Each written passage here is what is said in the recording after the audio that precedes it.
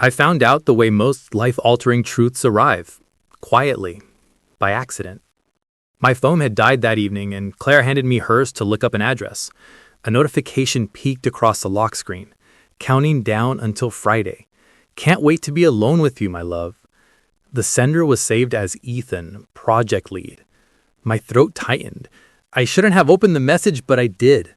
The thread was a slow unspooling of late-night jokes, clandestine plans, and photos that fit in no story where I belonged. I didn't explode. I didn't throw plates or break the mirror. What came instead was a curious, cold clarity.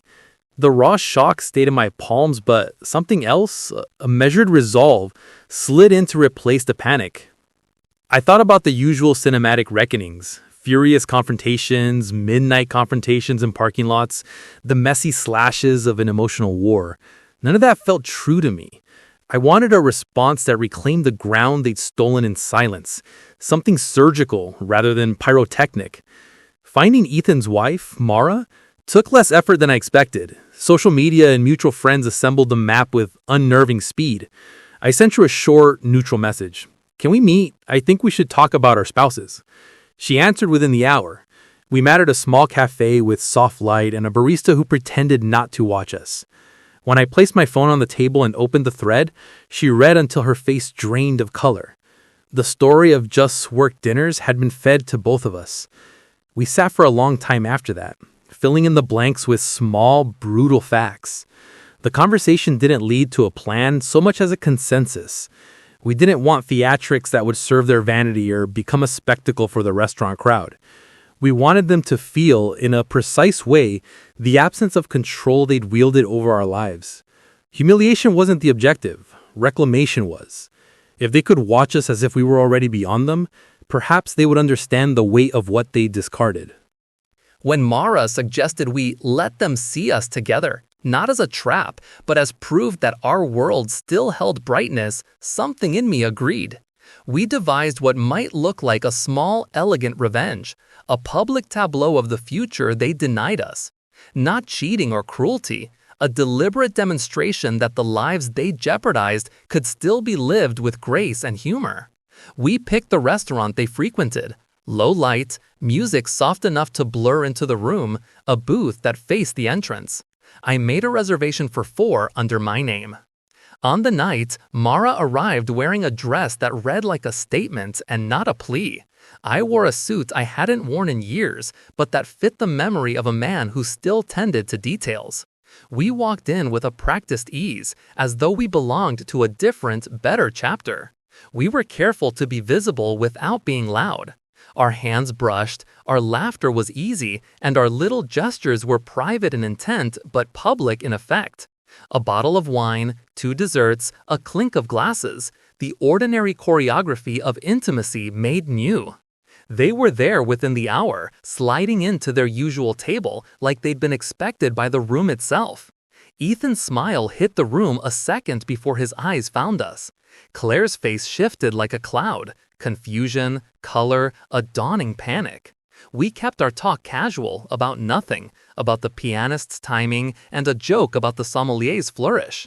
When I leaned forward and said something small but audible, "I can't believe we finally escaped the boring corner of life," it landed exactly where we'd hoped. Claire's fork paused midair. Ethan's conversation stuttered. The room, which had been humming with private dinners and low conversations, turned its attention in that direction. They watched us, watching them. Mara reached under the table and squeezed my hand, a tiny, fierce anchor. We were not performing a seduction. We were performing certainty. The unignorable image of 2 people who could choose to look happy even after being lied to. Claire rose and crossed the room like a woman moving through fog. "Daniel," she said, and the name sounded like she'd been practicing how to say something she could not retract. "What is this?" Her voice wavered between accusation and pleading. I met her without melodrama. "We decided to start again," I said calmly. "In public? We thought you'd appreciate the clarity." It was plain, blunt, and utterly devoid of spectacle. Ethan's face went sharp, unfamiliar lines cutting across features I'd always assumed were soft. Other diners watched us, the ordinary clatter of plates slowing as the room adjusted to the new axis of meaning. The manager hovered, the human punctuation of civility, and I could have launched into a declaration, a speech of betrayal rippled with the righteous heat of a man scorned, but that would have turned the moment into their entertainment. Instead, I placed a modest tip, slid a small card onto the table with a single line written in neat script, and stood. We left amid whispers. No one touched us. Outside, the night pressed cool and honest.